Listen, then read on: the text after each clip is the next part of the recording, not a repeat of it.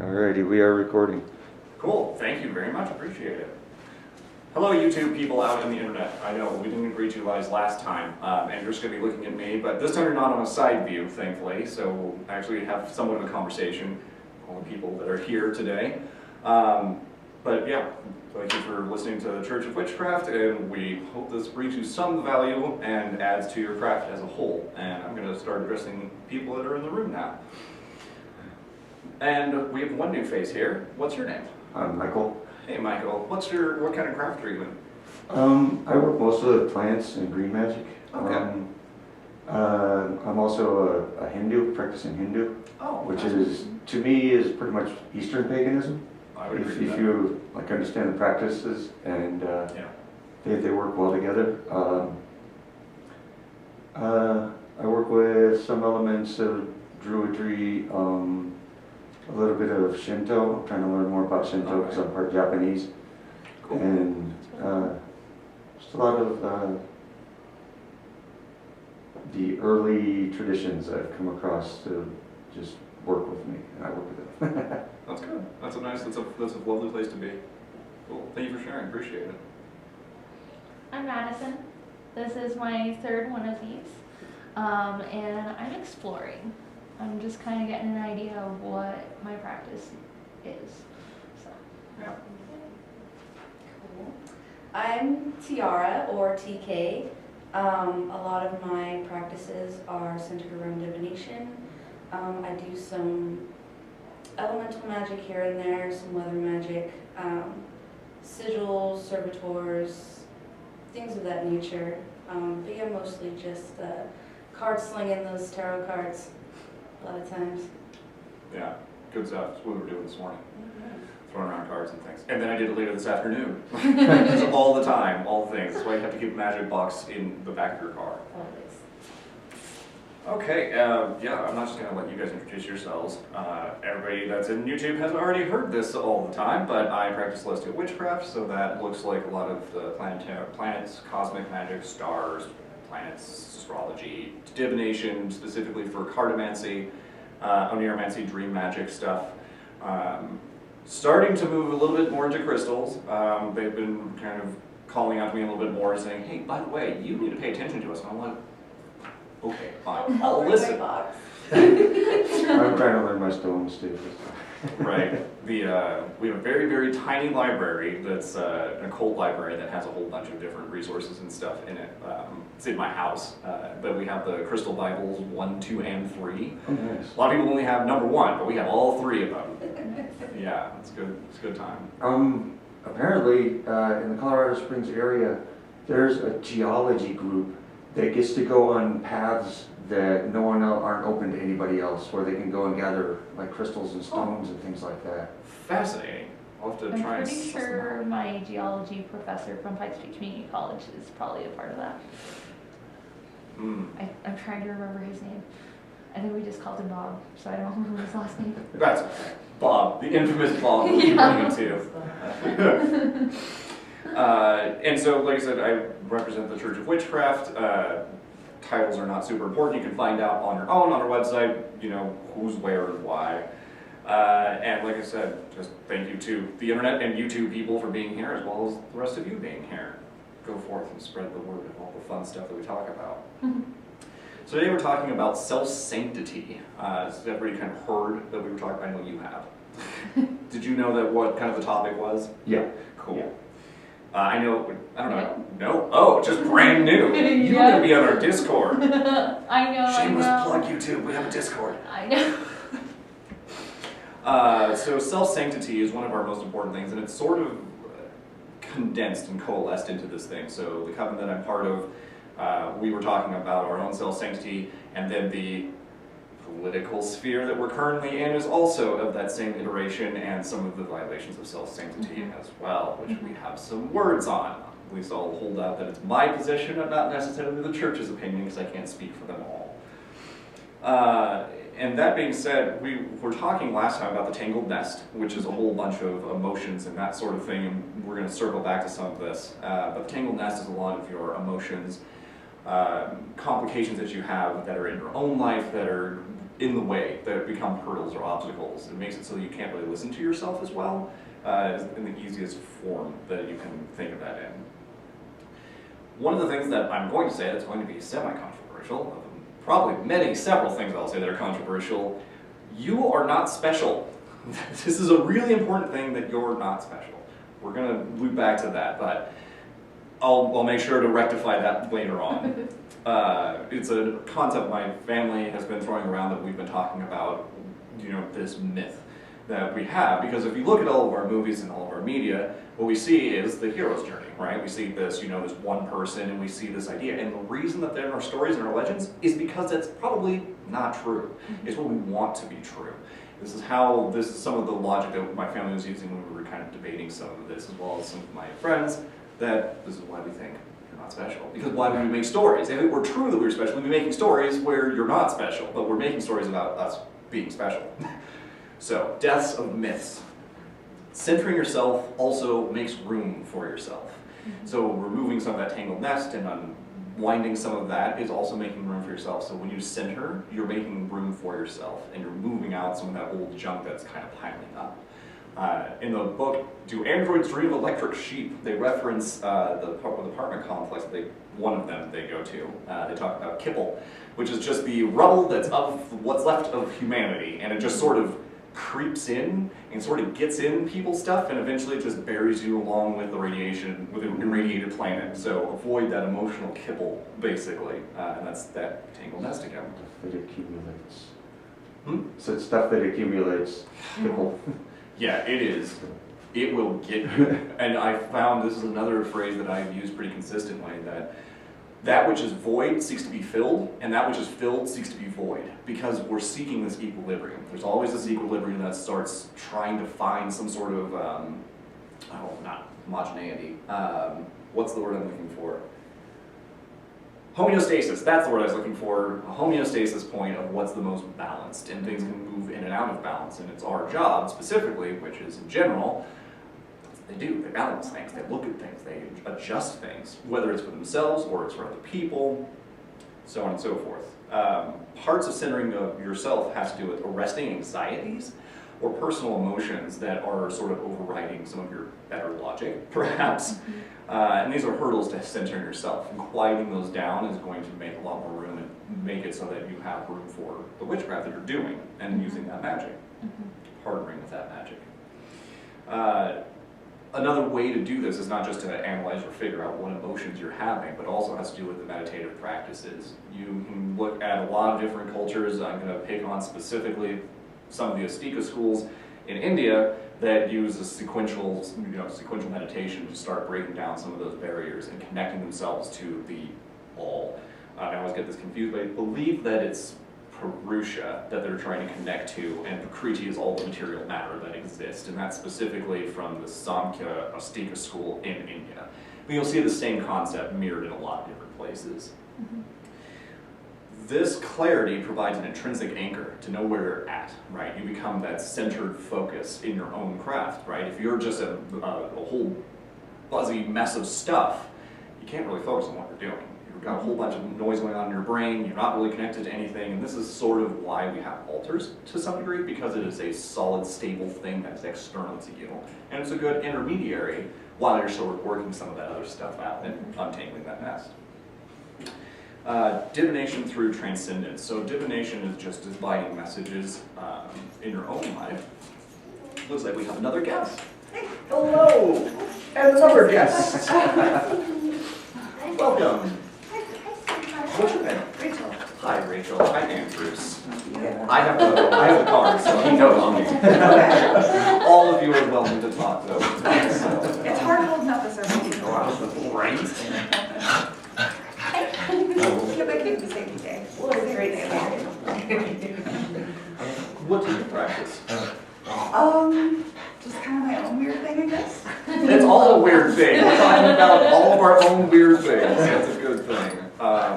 Any particular pantheon or tradition, or just a mixture? Well, I was actually really off-put by deity work for a while because I grew up in the Bible Belt. Yeah. So I had to like shake that. But I recently realized that Venus is my goddess. Okay. At least one of my first, so Right. it's been exciting. That's good. How long have you been doing? I realized I had this moment about a year ago in a hot spring. And then I found out in astrology, I'm a Taurus. Tauruses are ruled by Venus, so it makes sense. But I didn't even know that at first. Yeah, those sorts of, what's the word, coincidences or synchronicity sort of like pops up. Oh, now you want to say hi. Okay. Yeah, it was crazy. It was almost like how you would picture your life flashing before your eyes or something, but it was like all connections on like why Venus is my goddess. That's awesome. Yeah. Well, thank you for being here. Thank you for sharing. Thanks for being here too. So we're talking about divination through transcendence, divination being messages like you receive, right? Divination can come in a lot of different forms, and transcendence, and I'm specifically not talking transcendental meditation because it's its own thing. I'm specifically speaking transcendent meditation, which is linked to something similar to shamanic journeying, if you will. I'm a little hesitant about using some of these terms. So and you can also see a similar concept in Jung's active imagination. Active imagination, shamanic journeying, transcendent meditation are all sort of in that same vein. And then we also want to develop a collaborative effort within ourselves, our own partnership with ourselves, right? That's one of the biggest components of this, that as you empty the space, as you start removing some of that clutter that's around you, getting that emotional stability, you would end up with some more of that collaborative effort internally, which then, of course, enhances witchcraft. And specifically, I've talked about this at the very first one of these, that graceful witchcraft is one of the most important pieces, right, in acting in this graceful manner, and that's also referencing acting in a graceful manner in this eloquent sort of frame of reference, not just for yourself, but also for everybody else that's around you in your communities. Oh, well, I got through that one all right. What is sanctity? This is a super difficult concept, right? I really try to define terms a little bit better so that we have the tools with which to discuss, right? Because it can mean a lot of different things. Let's just go around the circle. What is sanctity? Who wants to go first? That's what drew me into this event. Oh, cool. Sanctity. Got it. No, it's just like, yeah, it was an interesting concept of, I'm a big fan of altars too, so. Okay, yeah. Cool. Tara, what do you think sanctity is? Sanctity, the word that comes to mind is like something that's sacred, something that's meaningful, purposeful. Right. Definitely going off of that like individual, I feel like it comes with a certain level of responsibility for yourself at least as well. I think it's something that you have to establish for yourself, but it is like you're investing the energy into whatever it is that you're finding sacred, whether it's an object or whether it's a lifestyle activity. Right. It's just being awareness. Right. Yeah, sanctity does have, I think that something can't really be sacred if you're not aware of it, right? If you're just walking around playing, like most people don't just walk past and go, that's a sacred ant, because they're not paying attention to it, right? That doesn't mean it's not sacred. True. Right. I feel like it also has this heaviness of like, it's your natural born right too, to like have sacredness. Right. You know what I mean? Yeah. I wonder, are we born with sanctity or sacredness? That's interesting. I'm not sure, actually. I think we are. I don't know, there's kind of like primordial matter sort of stuff, because whatever we came from is sacred. Are we then, by extension, also sacred? Yeah, but we would be anyway, because we're part of the universe. Exactly. Exactly. We're just kind of taught by culture and society and sometimes family or other things, like to identify with other things, like the movie you were talking about, you know, identifying with a movie character or whatever. Sanctity comes in a couple of different varieties. I'm going to talk specifically about Durkheim. I'm very familiar with Durkheim, sociologist. Briefly.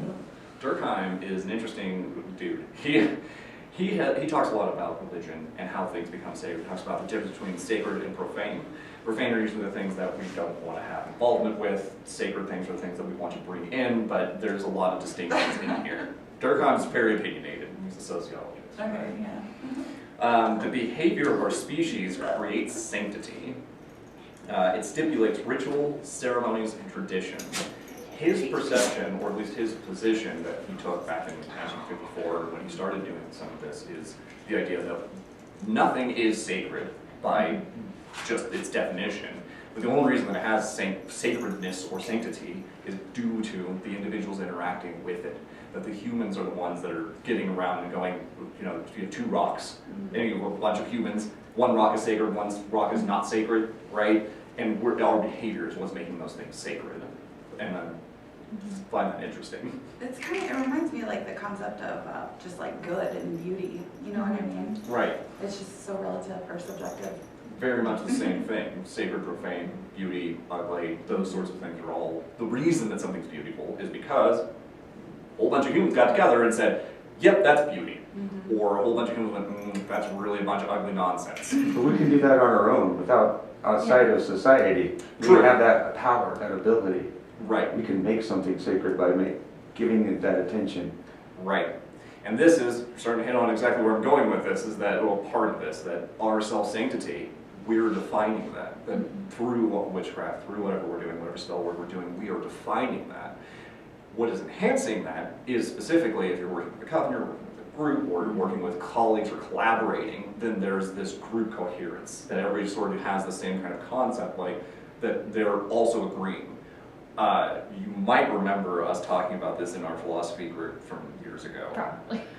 But it was specifically, so Rene Descartes had said, and it's a terrible translation, but basically I think, therefore I am, right? So the philosophy club we were part of, we sort of just skipped that, and we actually had to refine that because that doesn't really make sense. We now say that I am not who I think I am who you think I am, right?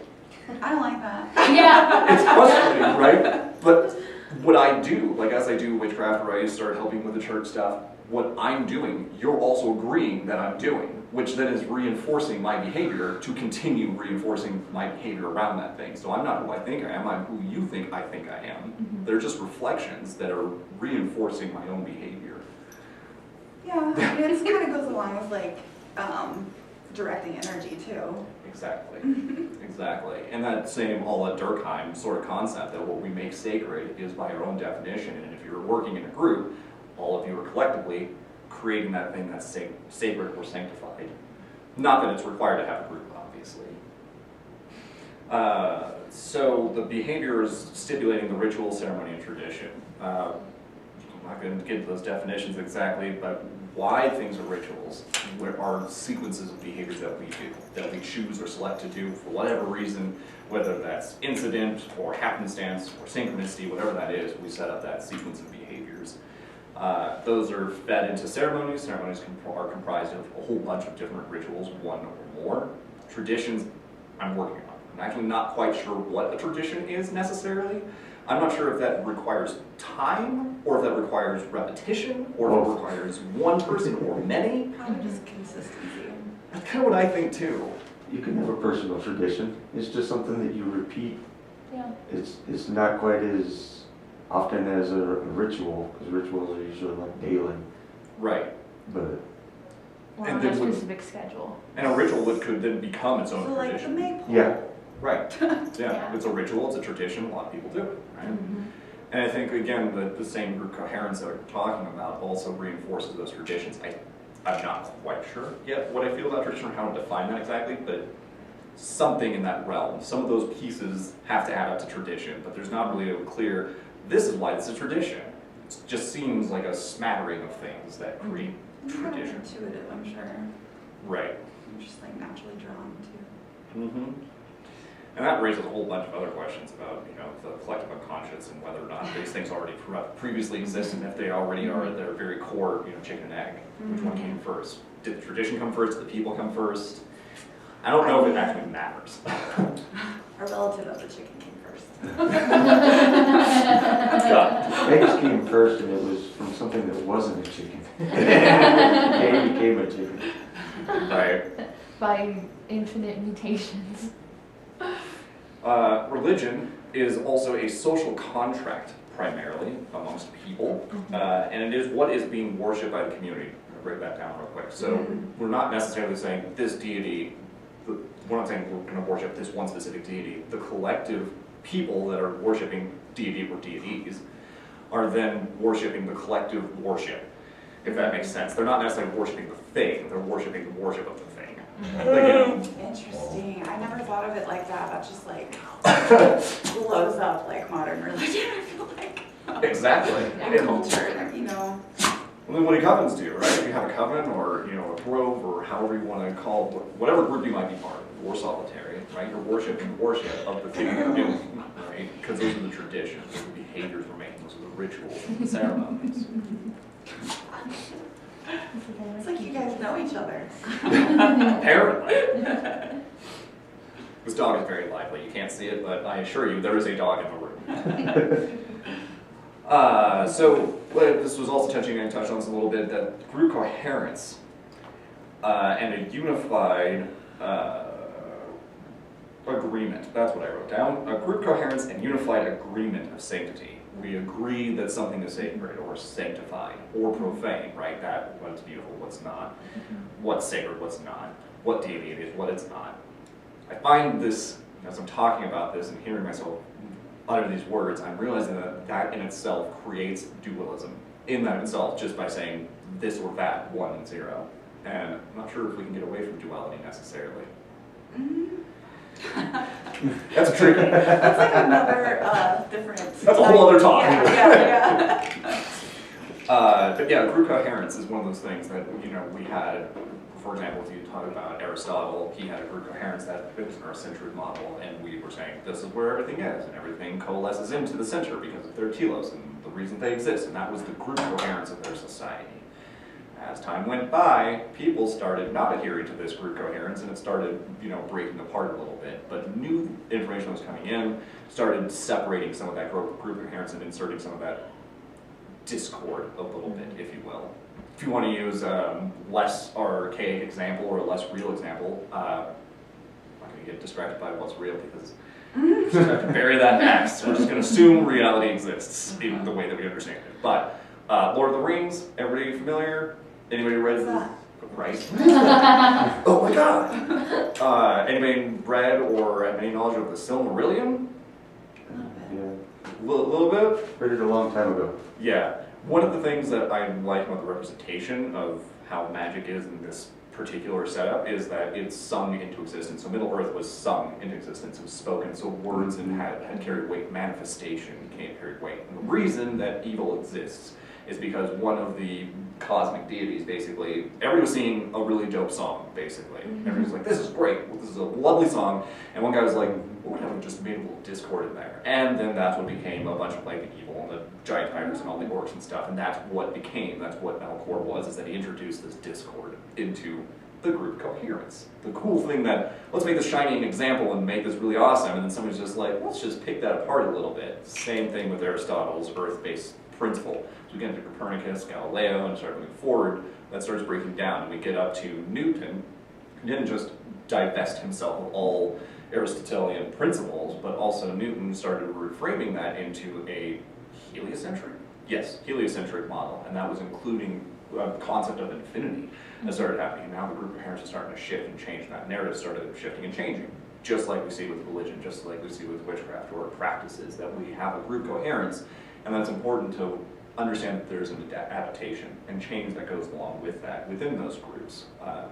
So Sam's discussion with Madison, actually, that if you dedicate to one particular path of witchcraft or magic or what have you, you may not do that all your life. You might do it all your life, but there's a good chance that you're probably going to evolve or change and practices are going to become different. But that's what starts developing with that group coherence, or even that internal coherence from that centered self and that less distracted self. You can make these rituals, these traditions that start coming up, and they start meaning something and having value.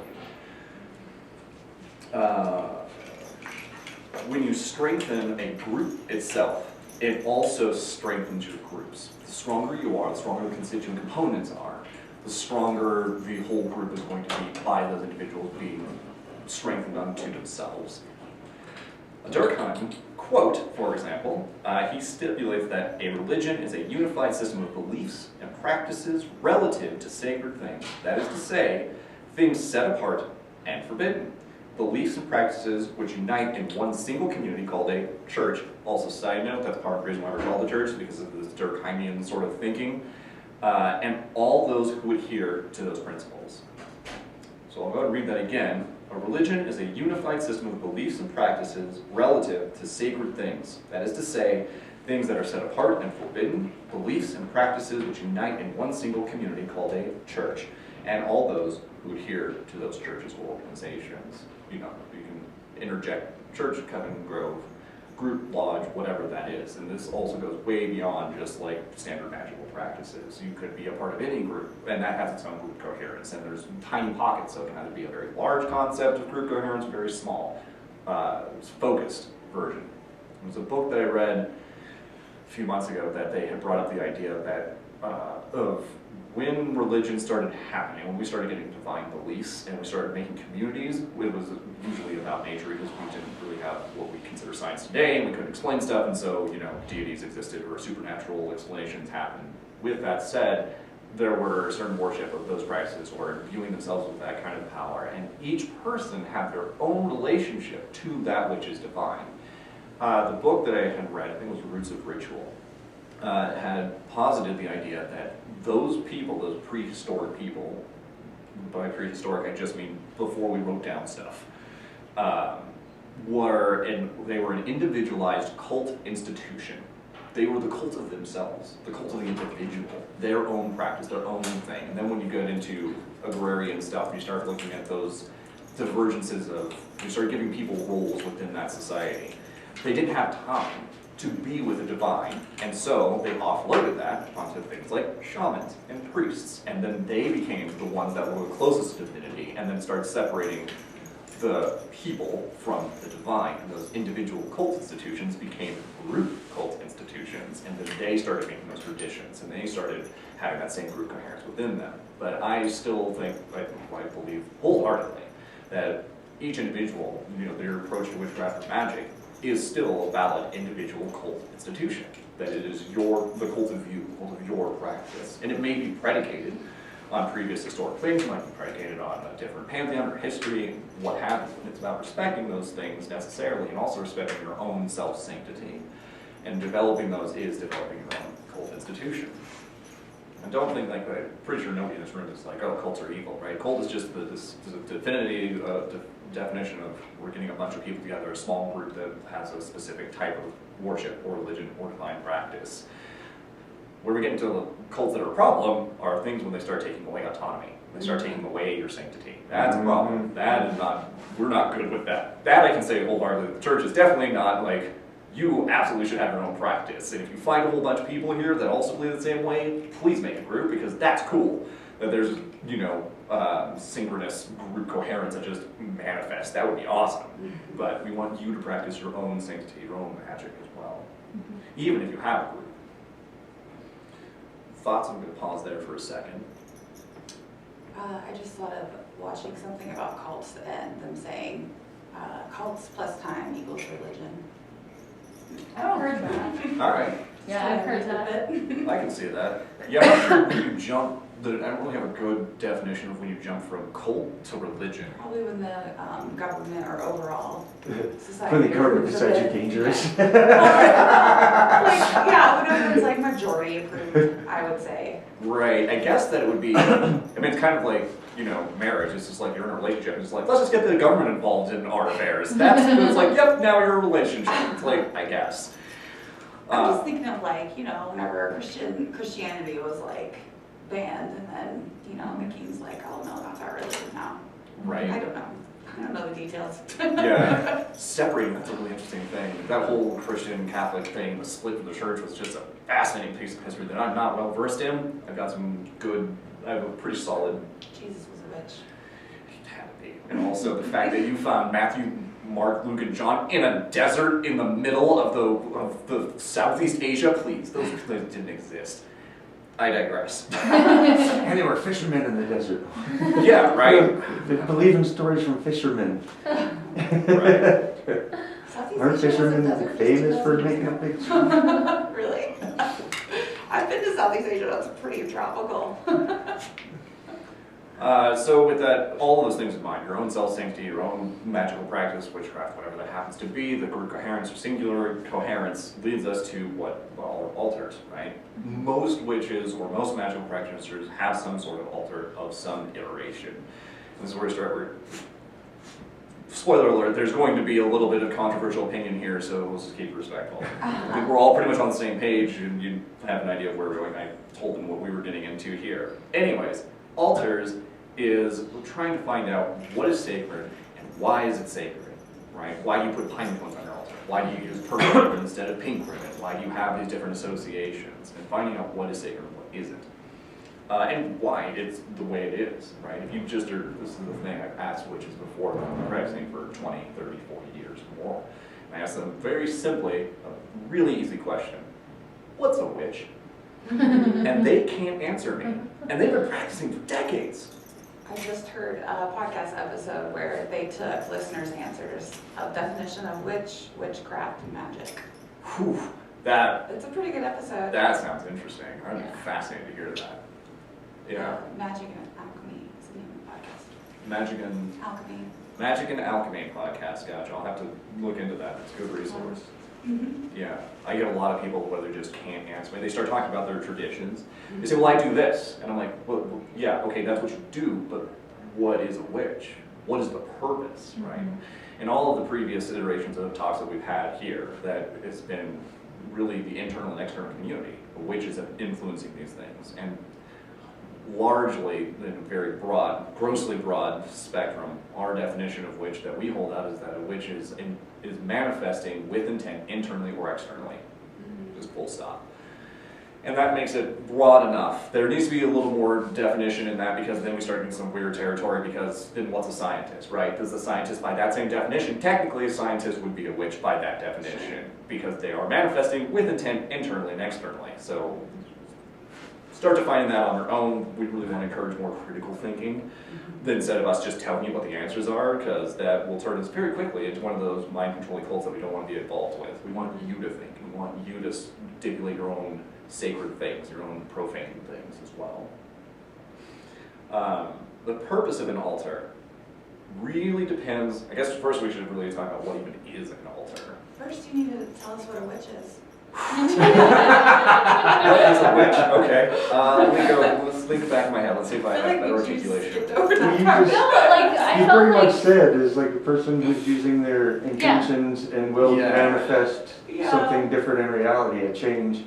And I can expand a little bit on that. I take witch as the term, I take it more as a vocation. I think that it can be its own religion, so it can be its own sacred profane thing. You can make a religion out of it. It's much like you can have a Buddhist, you can have a Buddhist religion or a Buddhist augmentation. So you can have a Buddhist Christian, a Buddhist witch, so on and so forth. And I think the same thing about witchcraft, witch in general, any iteration, could be its own religion as well as just a vocation, an augmentation. So you could have an atheist witch. I know, don't kill me. You could have an atheist witch that doesn't believe in deities. I might be one. I was for a while. Yeah. Deities are fraught with a whole other complex list. Just like humans. Yeah, I get into like a quantum conversation, and then like science gets weird, and then I get lost, and then things get deep, and then I'm just like, yeah, I need a little more time before I can. So I'm just agnostic. I accept the deities, that there's strong evidence that deities exist autonomously, but where they were generated, either did they precede us, or are they because of this? There's a whole other long conversation about that. Or who created who thing? yeah, Right. getting back to that At at the the end. moment, I sort of hold them as just, again, the same research, right?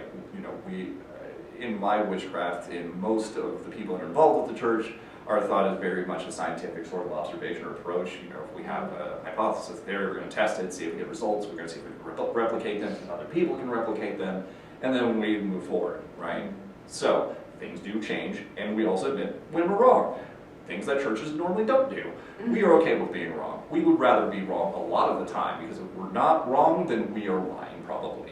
And we're not learning or growing. Yeah. Right. True. And then it's just going to disservice everybody else that's connected to us or what have you. Right now, my operating theory is that my theory is that humans, if they are making things sacred, I'm curious if that the collective humans that get together and have those specific worship of a specific deity or iteration, that spontaneously generates an autonomous thing, that it births a deity.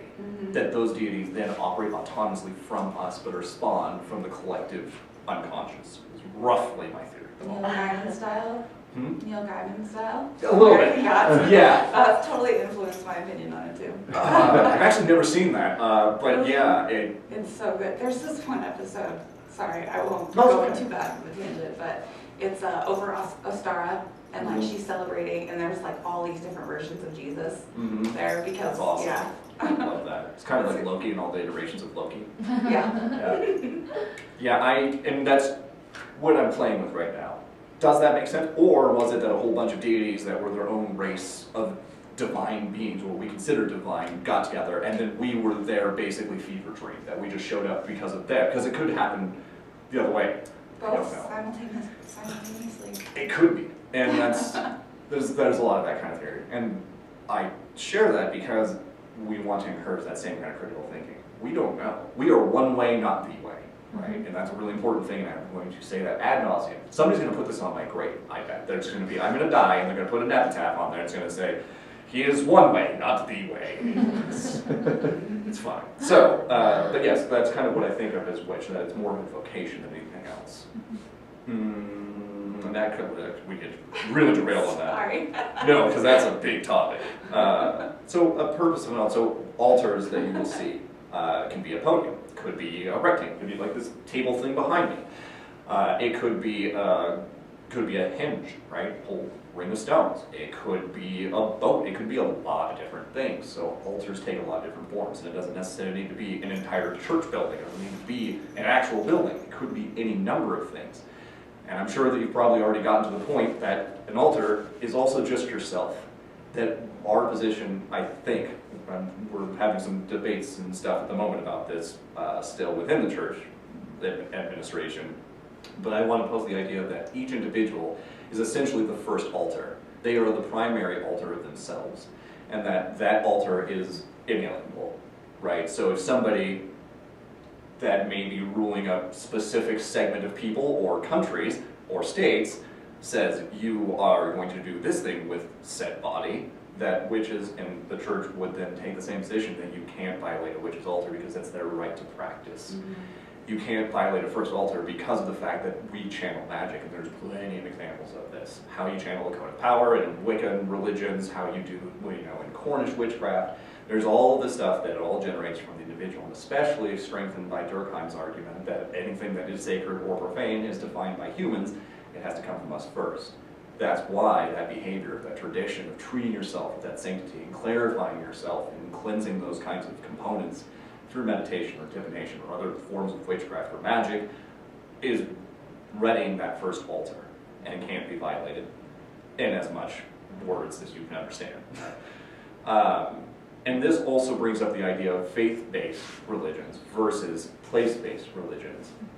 And the purpose of several of these altars is essentially lensing or magnifying a specific area, or honing in on this, or accessing a divine or metaphysical plane of existence. I would hold generally that all religions can be both of those things. I don't think it's either or. I think, though, that witchcraft starts as a faith-based, meaning that it's within the self, within the individual, especially under the first altar sort of conceptualization, and that you could make a place for it, right? Right now, this room is sacred, right? Maybe we should start doing chalk lines. I didn't open a circle, sorry guys. Anyways, but I think that those faith-based things, that the faith goes with you. It doesn't matter where I am. I can practice witchcraft wherever I happen to be. I am the first altar of my own practice, my own individual cult institution, and that's where I practice. That's where things come from. Things are generated from my mind that make things sacred or profane. And it alleviates some of those things. And really Christianity and a lot of the Christendom sort of pantheon of different religion branches that are sects of Christendom were also very much faith-based. They took a book with them and it traveled. And now they can go share it everywhere. Whereas, you're looking at, and I'm going to talk a little bit more about different altars. So, and I will sort of replicate some of those kinds of faith-based versus place-based. Examples of these altars for this lensing or magnifying or purposeful practice Specifically, let's talk about Wiccan altars. Those are pretty accessible. Everybody has a pretty good idea. There's a lot of material out there that you can go to. They talk about Jeshul or Widdershins. Deicil, if you didn't understand that. And also is about going with or against things, right? So Widdershins is going against things. Jeshul is going with things, right? The rise and fall of things, the duality, as well as above and below, things that are rising and setting. These are the concepts behind Wiccan altars. So if you're setting things up in a certain array, you're either working with or working against something to hasten or hinder something. The altar of my coffee. We could talk about that. I've got a small little coffee maker that I will stir either Jeshul or Widdershins on a given day for whatever I might need to manifest that day. And just as much as anything, the first altar of me is then utilizing this external component for manifestation through my coffee stirring. And you can implement those things within your own lives in a lot of different ways. So when people are like, where do I do witchcraft? How do I do witchcraft? It's like, it just becomes interwoven into your life. Yeah, just integrate it into what you're already Focus your doing. energy, pay attention, have intention. Yes. Have intention. Witches are giant observers. That's what they do. We observe everything. Minutia, very strongly minutia. How do you guys see witchcraft in your own lives? Well, I put magic in my meats, by the way. I stir them and what I do, the intentions that I put into them. Nice. Yeah, that's a good I one. charge the herbs, Mhm. and that's mainly pretty much intention too. Gotcha. Yeah, exactly. I know that, Madison, I know that you're still figuring that out. Yeah, definitely. I don't know, like, I work at Starbucks, and a friend from Philosophy Club a few years ago, which is kind of what started me on this idea, was like, you're just like brewing potions and stuff for everybody. You're making them happy and waking There you go. them up in the morning and stuff. So it's like, okay. That's neat. That's neat. Yeah, it's like that was just a really, it was kind of a struggling at work. So that was just a nice way of thinking about my job. Right. And I kind of still carry that with me even through those hard times when I'm like struggling with my boss or with fellow coworkers and stuff. So, yeah. How about you, Tiara? That's a can of worms. Just Let's pick one. pick one? Yeah. I do a lot of divination, scrying, card reading. A lot of the times I'm just I'm looking for answers in the divine. You know, I'm looking at things with intent. I open myself to different messages in the world or in the universe that may come to me. A lot of the time it is just focusing on a problem and trying to understand how I might solve it just based on the information that comes to me. And I just trust my intuition in that way. And I feel that's a major part of my practice, is just trusting what I feel, what I see, what I hear within my internal self. Cool. That's big. That's Huge. It is, 'cause I feel like I have, I'm gonna sound like a crazy person, but I have like this dialogue between like my higher self and my very human self sometimes. Not And- crazy. No. Okay, thank you. But yeah, it's like deciphering sometimes because I have a very strong will and yeah, which voice to trust sometimes. Yeah, they can be tricky. And that's back to that initial component of, you know, making sure that you have that clarity in your own self and having that collaboration with yourself. Because Yeah. you're right, it's tricky. Trying to figure out which one we follow. Which is why I do love my altar, because that's definitely one of the first things that grounds me when I'm like, feel like I'm spinning out in my head or something. Yes. As soon as I get back to the altar, it's like everything is so clear. It's that anchor. Exactly. I'm not going to I'll get to this in a second, but think about your own altars and how you also ground yourselves out there in YouTube land. Also, what I will bring up is that the various, so we talked a little bit about Wiccan altars, but also hinges are also focal areas. Solar, you know, I mean, obviously Stonehenge, it's about solar stuff and the movement of stars and planets and that sort of thing. There's a lot of different hinges around. You could also go into pyramids if you really want to go through that whole thing, but that will get way off topic. The Cornish wheel, specifically raven, toad, snake, and hare. These 4 are some of the primary focuses of Cornish witchcraft. They also have the staff, and the staff is above and below, right? The link between the sky and the earth, the metaphysical, the physical, within one of these things. They're specifically looking for, the staff is, they literally will get a staff, and they'll wander out in the woods, and they're trying to follow the snake ways, and those are like the red energy that they follow to go find these sacred places, right? So that faith-based, place-based stuff, that's what they do in Cornish witchcraft. Might slaughter this name, but Jim McGarry, Cornish Witchcraft is a really good book and it elucidates some of that, and there's a lot of overlaps, Sabbatic witchcraft, Gardnerian traditions as well, that really are apparent. When you start looking at Cornish witchcraft, there's a lot of crossover. I'm not going to try the D-name names or Navajo tribe names because I would slaughter them. That's why I'm not using them, just so everybody knows. But specifically, they are a place-based. So they have specific mountains that are super important to them, and of those it is Mount Hesperus, Mount Blanca, Huerfano Mesa, Mount Taylor, the San Francisco Peaks, as well as the Governator Knob, which is interesting that we decided to name it that. But a lot of those got basically co-opted by people who were settlers and just took it away from them. And there's a whole bunch of stuff about that. We're not going to get super sidetracked on that, but those are place-based things that are important to them, and that's where they go to. So at the base of the mountain, they would cleanse themselves, do a bunch of rituals, and then they would walk up the mountain and then go interact with the spirits. Literally, the mountain was its own entity, and that, you know, being on that was about being a part of that entity, and that's a version of place-based. The other one that you're going to see, and I'm also not going to try this because it's Irish, and I'm not able to speak that, so please forgive me. I'm just going to spell it. O-W-E-Y-N-A-G-A-N-T. So the birthplace of the Morrigan, and it's actually the Cat Cave, or the Cave of the Cats in Ireland, where it's the mixture of the living and the deceased, the metaphysical and physical, and you go through this muddy, dark cave, and it's about this transformative experience, a place-based function to a practice. So there's a lot of different places, a lot of different ways that these are altars, the way that you connect to things. And just like I was saying, the self-sanctity is about making yourself your own altar, that own cleansing that you're doing, and that clarification of undoing that tangled nest. And the more that you're doing that, the more graceful that your witchcraft is going to become, and you become more of that eloquent, focused practitioner.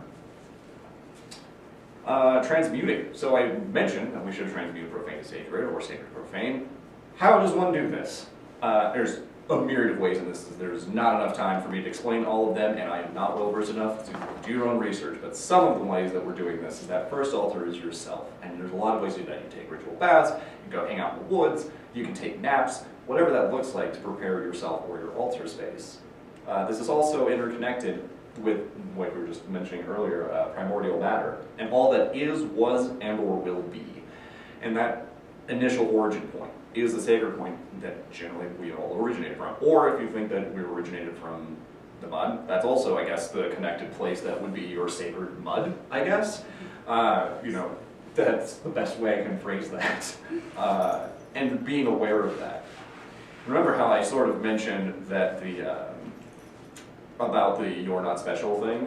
I know that was kind of, yeah, it's super rude, right? It's like, you're not special. I was thinking that on the way here though, because I was thinking about like what it potentially was going to be like, and explaining myself, and it's like, there's like all kinds of people who've done like the similar, pretty much same path that I'm on. I'm not special. Right. There's a lot of different people who channel magic or worked with magic, occultists, witchcrafts, shamans, priests, whatever you want to call it. You're not special. I'm going to fix that. I'm going to soothe everybody here in a second.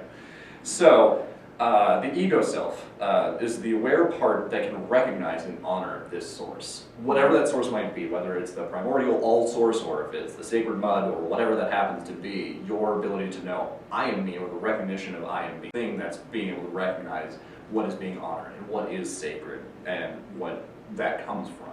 And it's important to be aware of those things and to do that and to quiet your mind and yourself, all linking back to what we were talking about at the beginning. And understanding you're part of that totality and understanding your connection to that. You are the ones defining who's special.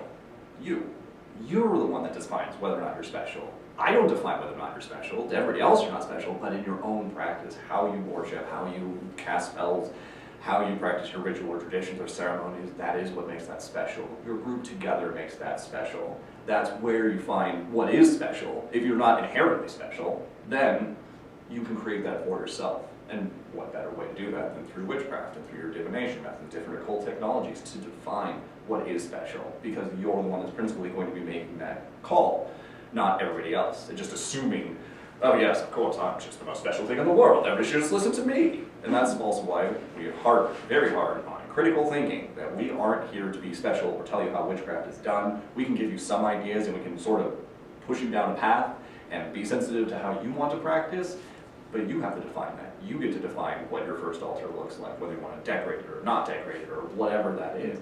That's your choice to make that special. Well, that's part of the reason I've been a solo practitioner for so long, is I don't want anybody telling me how to do what is special to me. Right, and I think that's a giant disservice. And there's some concern, you know, when we're like Church of Witchcraft, like, oh, you're the primary source of witchcraft. You're trying to like, okay, well, first off, you're just making assumptions. And yes, I know it can come off that way from the way that we title this, but really we're, like I've said before, and we'll also continue to say, is that we're essentially jumped up librarians with a penchant for magic, largely. We just want to just write down and just witness everybody's cool, special traits that they do. If their witchcraft tends to align, their magic practices align together, and they want to get together and do more cool things with a group, that's awesome, and we want to further that. But we have to do that by educating and saying, they're not special. So by us telling you're not special, please prove us wrong. Tell us why you're special. So, you know, blow up the comments on that as well. Please be gentle. Right? And it is, you know, often we are so destructive towards ourselves, you know, that we have no value, that we're worth these things. And that being said, who defines that is you. You get to define that. If you're feeling down, don't. You're manifesting things. You can create things. You can just will things into being. That's incredible. You know, you're a giant manifest. You can manifest anything you want, and that's a really big deal. So don't overlook that. And the steps to transmuting, I'm not going to go way off tangent here, but the alchemy of the soul, basically. Alchemy, if you want to talk about historic, oftentimes you'll say, yes, it was one-to-one. We can actually take lead to gold physically. But what I took that more as is basically proto-psychology. I can take a bad idea and turn it into a good idea. A bad day into a good day. Lead into gold. It's the same alchemy transmuting the soul. And there's a lot of ways to do that way beyond the scope of this conversation. But transcendent meditation, like I mentioned prior, is about centering yourself, going on that internal journey, and finding those things that make you special. Find the things in the traditions. I often find things that are special in my traditions and the rituals through dreams, neuromancy, meditation, transcendent, getting quiet, connecting to everything else. That's what informs me of these things. That's how I find them, for myself at least. Divination is about asking or petitioning for guidance to work with your magic, right? So you're petitioning something, whether it's a deity, or if it's just cards, or if it's stars, or if it's, you know, sacred plastic action figure, I guess. I mean, maybe I'm a little dubious on that one, but you can ask for a petition for these specific things, for that guidance. I'm sure it's out there. Somebody's got one. My first Somebody's memory got of one. a trash divination witch. Wow, Yeah, I'm definitely sweet. that person. Yeah. Fascinating. It was pretty sweet. To harness some of these things, you'll see in a lot of traditions, in a lot of different ways, different witchcraft. When I say traditions, I just mean different forms of witchcraft, different forms of accessing magic, like Babylonian heart respects, right? They're also witches. Anyways, they find in each one of these there's different auspicious days that are important or mystically aligned. You'll find that I do that through astrology, so I look at the transit of the day and see what's this going to look like, right? And I may pick a specific day to work with that. You'll see that also in the Ars Goetia, Ars Paulina, and all of the Solomonic keys. They'll also have that where you call the angel on a Tuesday at 5:37 a.m. with these candles in this order at this direction, and you get to some more ceremonial magic. But the reason they're doing that is just finding auspicious days, times, portents, the easiest tunnel to the thing that they're trying to access, and to enhance the altar, the first altar yourself, to have more of that connection. And a sanctified clear body and a soul is through grace as well as your devotion and discipline to what you're doing, the consistency that you do this with. That brings that reverence to what you're doing and the craft that you have. And without that sort of attention to yourself, like we were talking about, which is our observers primarily, and so being able to zero in on those things and what matters and paying attention to those and sorting through all the things. So this is why I think you'll see a lot of groups, when new witches will get on forums, they'll go, what do I do? And everybody goes, read a book. What book? I don't know, but I think that's really a call out to look around, start sorting. But that conversation isn't happening because that articulation isn't there and hasn't been offered. But my response to those kinds of people, and also anybody who's listening to this video, is start looking through all of the things. Look at sociology, look at anthropology, look at Llewellyn. And I know there's problems with that, but do, because it's a great source of information. But there's plenty of books out there, and start sorting through that information. Look through scientific journals, look through how your body works, why your mind does things, what chemicals are in there. All of those are going to inform your witchcraft. And it's going to be about your body and that first altar. And that's going to be the primary thing to do, is to start gather a bunch of information, sort through what things matter, and then bring that attention to the ritual or the tradition that you're doing, that individualized cult institution as well. I feel like that's why people post that in the first place, though, because they're so overwhelmed by all the options. They are, but then it's not helpful, right? I think you're correct that they do that, but then everybody else gets on there just like, just read books. And they're like, I understand read books. What do you mean by read books? Yeah. And so look at anthropology, look at sociology, look at these different, categories, and start sorting through them. And don't be afraid to start doing stuff. Just light a candle and stare at a moon. I don't care. Like That's really. what I say, just like do whatever feels comfortable. Right, to me, certain books called out to me, so it's just like, reading about, well, I think I just started off with like general Wicca books, and then went over to like Scottish witchcraft and the Druidry, which is mostly Welsh, but it's all interconnected, Right. It is, and it's really just start trying stuff, right? Be a scientist of your own witchcraft. Start developing your own rituals and traditions, and start just feeling it out. See what's right. See what doesn't feel. Do stuff that doesn't feel good. Just if you want to dance around a fire and you got a mask on, you're like, man, that felt weird. Let's not do that again. Or don't do it again. Just because something says that a stone has a certain charge or use, or a plant or herb or an oil or something like that, doesn't necessarily mean that that's going to work that way for you. You got to experiment with what is kind of already established and see what works for you and what interests you and what is able to hold your interest and energy. Exactly.